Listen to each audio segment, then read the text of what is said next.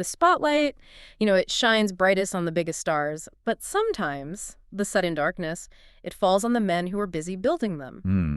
And when that man is a globally recognized figure, known for building second chances, well, an act of violence in his sanctuary doesn't just shock a city. No, it creates a national mystery. It immediately grabs headlines everywhere. And not just because of the tragedy itself, but because of the specific name. John Beam, a 66-year-old coach, an athletic director. Yeah. A man so many people knew across America from that Netflix docuseries, Last Chance U. Exactly. And we're not talking about some remote incident. This happened at the Laney Fieldhouse in Oakland, California. Right in the middle of the day. Around noon on Thursday, November 13th. A place that was supposed to be about mentorship, structure, safety. And instead, it became the scene of a targeted fatal attack. And then came that police statement, that one phrase that just changed everything. Yeah. This was, and I'm quoting here, not a random act of violence, but a very targeted incident. And that told us we weren't just looking for an explanation. We were looking for an agenda. Welcome to Starscope Report. We uncover Hollywood drama, music industry shakeups, viral influencer scandals. From red carpet surprises to social media controversies, we really dive deep into the stories behind the fame. And today, we are peeling back the layers on a story that brought that national spotlight right down onto a very painful local tragedy, the murder of Coach John Beam. Mm-hmm.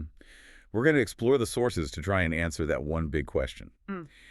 When a man is a mentor and a lifeline to an entire city, who would target him? And what was the specific reason behind that choice? Okay, let's unpack this. We have to start with the absolute chaos that just gripped Oakland. Yeah. The headline everywhere was the chaos, the confusion, and the loss of Oakland's godfather of football. I mean, it's the timing and the location that just make the hair on the back of your neck stand up. Noon, right inside the Laney Fieldhouse, Beam was shot in the head, and the initial response, well, it was exactly what you'd fear. The Peralta Community College District sent out an immediate emergency active shooter alert. Can you imagine? That is the ultimate fear for any campus. You've got students and staff sheltering in place. Yeah. It just sounds like pure, indiscriminate terror for those first few minutes. But the police, they acted so quickly to control that narrative. That pivot was absolutely key. It really was.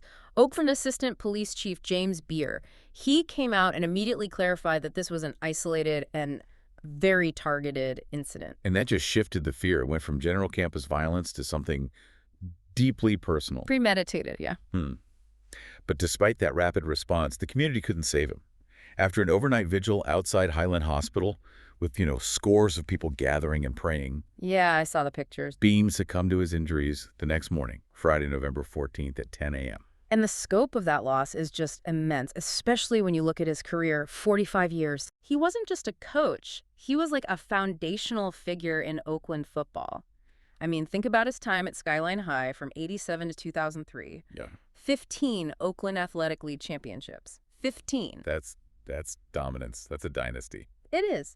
And then he goes to Laney College, leads the Eagles to the 2018 state championship, and that, of course, becomes the centerpiece of Last Chance U.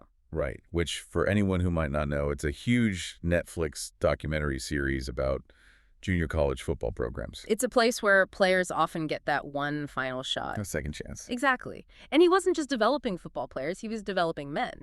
His pipeline produced at least 20 NFL players. C.J. Anderson, Marvel Smith, big names. Big names.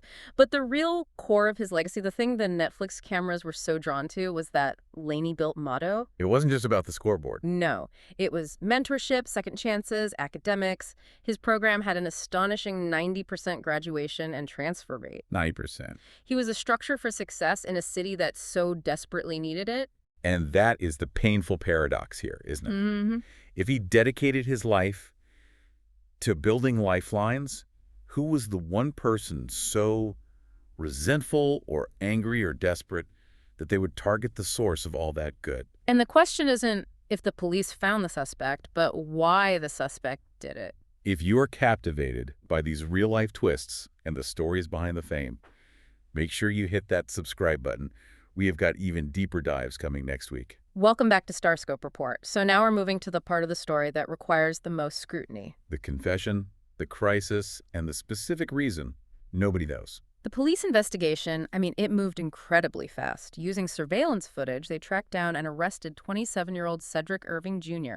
at about 3 a.m. Friday morning. At the San Leandro BART station. And the arrest was made without any altercation. He was armed, and they recovered a gun. And here's the brutal, focusing fact of the investigation. The sources all confirm Irving confessed to the shooting. So you have it all. The targeted attack, the suspect, and the confession. And yet, we are still at square one on the motive. It's baffling. Right. Usually when you have a targeted attack and a confession, the motive falls into place pretty quickly. Revenge, a robbery gone wrong, something. Sure. But here, the why is this painful central mystery. Authorities confirmed Irving went specifically to the campus for a specific reason, but they still haven't said what that reason was. And the connection between them, it's not the easy narrative you'd expect. No, not at all. The authorities said they knew each other, but were not close. So that complicates everything. Immensely. Get this. Irving was not a Laney student. He did not play for Beam there. Okay, so not a disgruntled player from his current team. Right. And he was a former player from Skyline High, but, and this is crucial, he graduated before Beam even retired from Skyline back in 2003. So that whole narrative is just debunked. So if it wasn't a direct result of his coaching, we have to look at the other side of this, at Cedric Irving Jr.'s personal crisis. This is where we have to try and connect the dots in the darkest possible way. Irving's background, it seems to reveal a man in deep, deep desperation. His brother described him as, academically and athletically solid in high school. Right. But he had recently grew distant from the family. He'd lost his job as a security guard after an altercation. He was facing eviction. He was a man with nowhere left to turn, and police said he was seen loitering on campus. And that connects directly back to Coach Beam's reputation. Yes. It leads to this heartbreaking theory, the failed Lifeline theory. Explain that. The idea is that Irving, knowing Beam's legendary reputation for being open to helping everybody, approached the coach while he was in a state of just utter crisis. Because Beam was more than a coach. He was a symbol of help in Oakland. Exactly.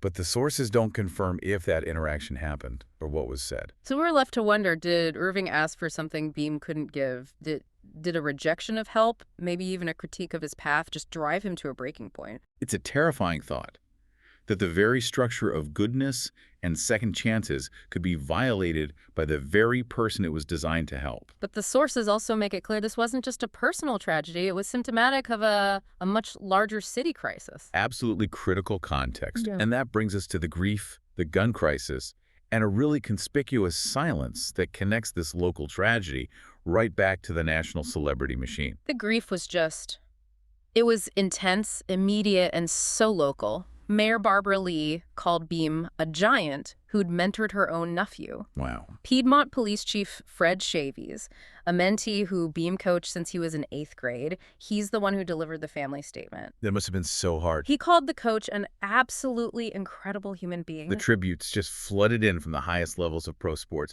C.J. Anderson posted that broken heart emoji that said so much. The whole Golden State Warriors organization paid tribute. Yeah, Coach Steve Kerr, Steph Curry, they both delivered personal messages. Monty Poole of NBC Bay Area, he didn't mince words. He called Beam the best of us, and his murder a massive tragedy. But that tragedy was just amplified by its timing. This horrific event at Laney happened just one day after a separate shooting wounded a student at Skyline High. The very school where Beam built his legacy. The same school. And the mayor explicitly linked the two.